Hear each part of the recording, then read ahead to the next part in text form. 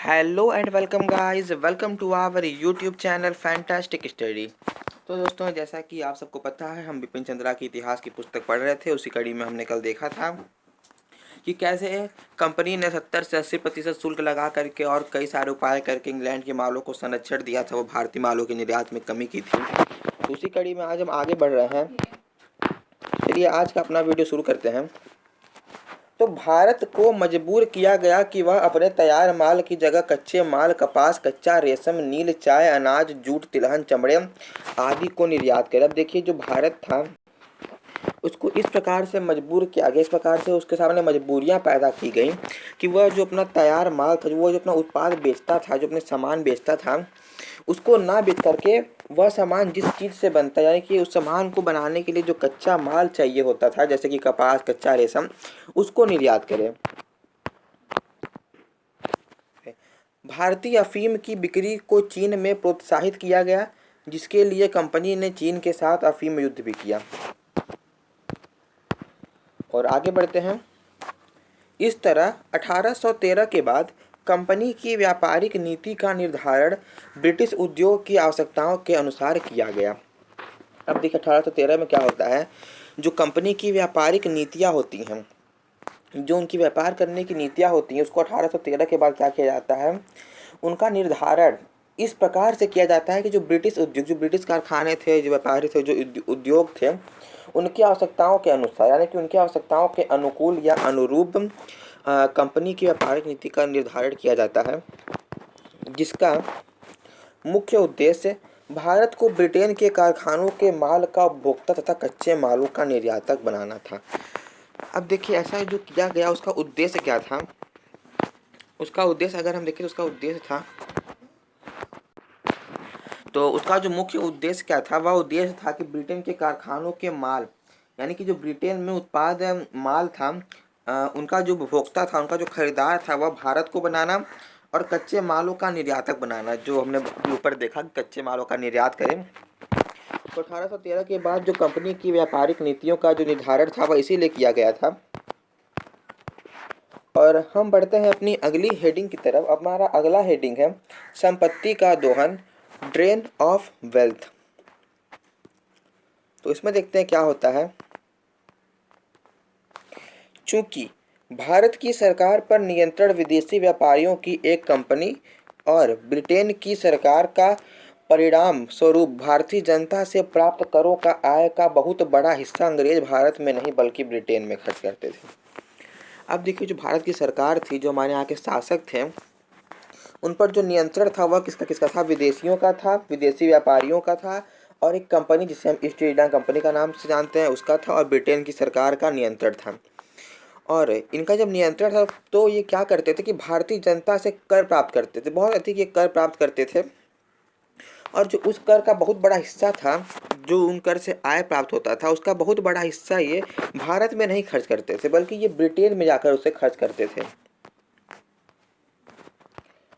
और इसी कड़ी में आगे बढ़ते हैं।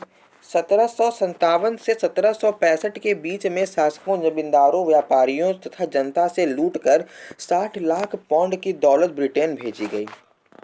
अब देखिए, 1757 से 1765 तक। अब क्या होता है, 1757 से 1765 के बीच लगभग 8 सालों का ये समय है। इसके बीच में क्या किया जाता है, शासकों, जमींदारों, व्यापारियों तथा जनता से लूटकर 60 लाख पाउंड की दौलत ब्रिटेन भेजी गई। अब देखिए, अब मैं आपको बता दूं कि ये जो 60 लाख पाउंड लिखा हुआ है, इसका मतलब है सोने के सिक्के। इससे हम सिक्के कहते थे, सोने के। तो यह इतनी रकम ब्रिटेन भेजी गई, जो कि 1765 की बंगाल की माल गुजारी के 4 गुने के बराबर थी। अब देखिए, जो 60 लाख रकम, 60 लाख पाउंड भेजी गई ब्रिटेन, ये 1765 की बंगाल की जो माल गुजारी थी उसके 4 गुने, यानी कि इसके 4 गुने के बराबर थी। माल गुजारी के 4 गुने के बराबर थी यह 60 लाख पाउंड की रकम। व्यापारिक मुनाफा भी लगभग इसी के बराबर था। 1765 में बंगाल के राजस्व पर नियंत्रण स्थापित किया गया, क्योंकि सम्राट शाह आलम द्वितीय ने कंपनी को बंगाल, बिहार और उड़ीसा की दीवानी सौंप दी। अब देखिए 1765 में आपको मैं बता दूं कि ये इस समय पहली बार बंगाल पर इस समय पहली बार बंगाल पर क्या किया गया था, द्वैध शासन प्रणाली को लागू किया गया था। तो जिसमें क्या किया जाता था कि एक पक्ष क्या करता था कि उस राज्य के राजस्व पर ध्यान देता था और दूसरा उसके शासन पर ध्यान देता था।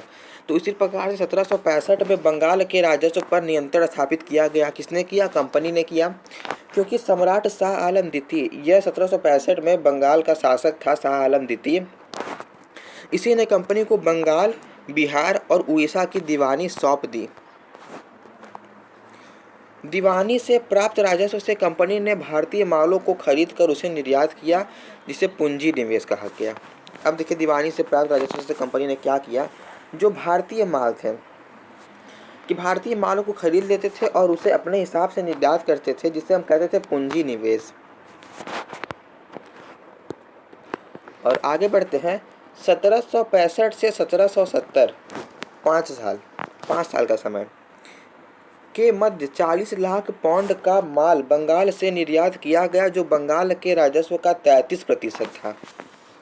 अब देखिए इन 5 सालों में क्या किया गया, 40 लाख पाउंड का माल बंगाल से निर्यात किया गया, जो कि बंगाल के राजस्व का 33% था। देखिए जो 40 लाख पाउंड का जो माल निर्यात किया गया, ये जो बंगाल से प्राप्त राजस्व था, कर वर मिला ले, अगर हम पूरा राजस्व अगर हम मिला लें तो ये 40 लाख पाउंड अकेले उस कर के 33% के बराबर था। और इसी कड़ी में आगे बढ़ते हैं। 18वीं सदी के अंत तक भारत के राष्ट्रीय आय का लगभग 9% बाहर भेजा जा रहा था, लेकिन वास्तविक दोहन और भी अधिक था, जिसके तहत निम्न को लिया जा सकता है। आज की जो 18वीं सदी यानी कि जो 1800 शताब्दी जब शुरू हुई थी, उसके अंत तक भारत के राष्ट्रीय आय, और राष्ट्रीय आय में आपको बता दूं क्या होती है, देश की कुल आय को कुल जनसंख्या से जब भाग दिया जाता है तो इस प्रकार हम राष्ट्रीय आय प्राप्त कर लेते हैं। तो उसका लगभग 9% बाहर भेजा जा रहा था, लेकिन वास्तविक दोहन और भी अधिक था, जिसके तहत निम्न को लिया जा सकता है। अब देखते हैं क्या क्या कारण थे। जो हमारा इसमें पहला पॉइंट निकल के आता है वह आता है कि भारत सरकार के विदेशी ऋण के मद में देय ब्याज। और अगला पॉइंट हमारा निकल के आता है विभिन्न युद्धों के लिए गए ऋण, जो कंपनी ने इंग्लैंड के बाजार से लिए थे। और अगला पॉइंट सामरिक खर्चे, जिसके तहत ब्रिटिश सैन्य सामान कंपनी भारत में आयात करती थी। अगला पॉइंट रेलवे, सड़क, नहर, बंदरगाह के विकास के लिए खरीदी गई वस्तुओं पर होने वाले खर्च। अगला पॉइंट है होम चार्जेज के रूप में भारत सचिव को दिए जाने वाले खर्च। और अगला पॉइंट है अंग्रेज अधिकारियों के वेतनों और दूसरी आयों तथा अंग्रेज व्यापारियों के लाभों का एक बड़ा हिस्सा तो इंग्लैंड जाता ही था। अब जो इतना हमने ये जो तकरीबन हमने 6 पॉइंट देखे, इतना पैसा या फिर इतना रकम कह सकते हैं कि इंग्लैंड जाता था। और इसी कड़ी में हम आगे बढ़ते हैं और देखते हैं क्या होता है। इस दोहन के परिणाम स्वरूप भारत का निर्यात उसके आयात से बढ़ गया, लेकिन इसका कोई लाभ भारत को नहीं मिला। अब देखिए इसके परिणाम स्वरूप क्या होता है, जो भारत का निर्यात था वह आयात से बढ़ गया, लेकिन उसका कोई लाभ भारत को नहीं मिला, क्योंकि भारत पर ईस्ट इंडिया कंपनी और ब्रिटिश शासकों का शासन था, जिसके वजह से इसका लाभ भारत को नहीं प्राप्त होता है। और आगे बढ़ते हैं। हाउस ऑफ लॉर्ड्स की सेलेक्ट कमेटी के सदस्य और बाद में भारत के गवर्नर जनरल लॉर्ड एल.एन. बरो ने 1840 में स्वीकार किया कि भारत से आशा की जाती थी कि वह ब्रिटेन को प्रति वर्ष 20 से 30 लाख पाउंड के बीच कोई रकम भेजे और बदले में मामूली मूल्यों के सैन्य भंडारों के अलावा किसी बात की आशा न करे। अब देखिए जो लॉर्ड एलन बरो था उसने क्या कहा, 1840 में यह स्वीकार किया कि भारत से आशा की जाती थी, मतलब उसने लॉर्ड एलन बरो ने भारत से आशा की थी कि वो प्रति वर्ष यानी कि हर वर्ष 20 से 30 लाख यानी कि 20 से 30 लाख सोने के सिक्के इंग्लैंड भेजे और बदले में वह मामूली मूल्य के सैन्य भंडारों के अलावा किसी बात की आशा न करे। और आगे बढ़ते हैं। 19वीं सदी के अंत में यह दोहन भारत की राष्ट्रीय आय का लगभग 6% था। अब देखिए 18वीं सदी खत्म हो गया, हम 19वीं सदी में आते हैं। तो इसमें हम क्या देखते हैं कि जो 19वीं सदी के अंत तक यह दोहन जो था भारत की राष्ट्रीय आय का लगभग 6% हो गया था और उसकी राष्ट्रीय बचत का लगभग 1/3 था। ब्रिटेन के औद्योगिकीकरण के विकास में इस धन की महत्वपूर्ण भूमिका रही है। अब देखिए जो ब्रिटेन में जो औद्योगिकीकरण हो रहा था, जो फैक्ट्रियाँ लगाई जा रही थी और भी कई प्रकार के व्यापार बढ़ रहे थे, यानी कि जो क्रांति हो रही थी, तो कह सकते हैं औद्योगिक क्रांति हम कह सकते हैं एक तरह से, तो उसमें इसकी बहुत बड़ी भूमिका रही और अनुमान किया जाता है कि यह रकम ब्रिटेन की राष्ट्रीय आय का 2% था। अब देखिए जो हमने जो रकम थी वह तो हमारे राष्ट्रीय आय का 6% था, लेकिन यह जो रकम थी यह ब्रिटेन की राष्ट्रीय आय का मात्र 2% था। इस रकम की महत्ता तब सिद्ध होती है जब हमें पता चलता है कि ब्रिटेन अपनी राष्ट्रीय आय का लगभग 7% उद्योग और कृषि में खर्च करता है। अब देखिए जो ब्रिटेन था वो जो अपनी राष्ट्रीय आय था उसका लगभग 7% उद्योग यानी कि व्यापारी क्षेत्रों में, उद्योगों में और कृषि में खर्च करता था। तो अब हम देखेंगे भारत में रेलवे का विकास, कि भारत में रेलवे का विकास कैसे हुआ। तो देखते हैं कैसे कैसे भारत में रेलवे का विकास होता है। तो 1853 में भारतीय रेल ठाणे और बम्बई वीटी के मध्य चलाई गई। तो अगर आपसे क्वेश्चन पूछे कि पहली रेल कब चलाई गई, तो 1853 में चलाई गई और कहाँ से कहाँ चलाई गई, तो ठाणे और मुंबई के बीच चलाई गई। भारत में रेल के विकास का मुख्य उद्देश्य था, अब कि भारत में जो रेल चलाई गई उसका जो रेल का विकास किया गया वह क्यों किया गया था, उसकी आवश्यकता क्यों पड़ी, उसका मुख्य उद्देश्य क्या था। तो भारत के भीतरी क्षेत्रों से कच्चे माल को बंदरगाहों तक पहुंचाना तथा इंग्लैंड की औद्योगिक वस्तुओं को भारत के भीतरी भागों तक ले जाना अन्य उद्देश्य में शामिल थे। अब देखिए जो भारत के अंदर जो व्यापार करना था क्षेत्रीय भीतरी क्षेत्रों में, वह इस ट्रेन के द्वारा बहुत ही आसान हो गया। तो अब हम एक एक करके देखते हैं कि क्या था।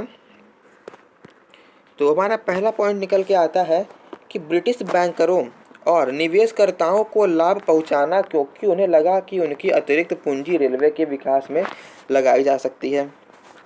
अगला पॉइंट है ब्रिटेन के इस्पात उत्पादकों को लाभ पहुंचाना, क्योंकि उनके कारोबार में इससे वृद्धि होती है।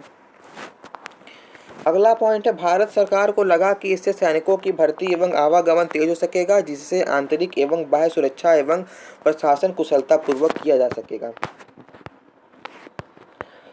तो दोस्तों आज के लिए बस इतना ही, मिलते हैं आपसे अगले वीडियो में और हम अगले वीडियो में शुरू करेंगे भारतीय रेलवे के विकास से।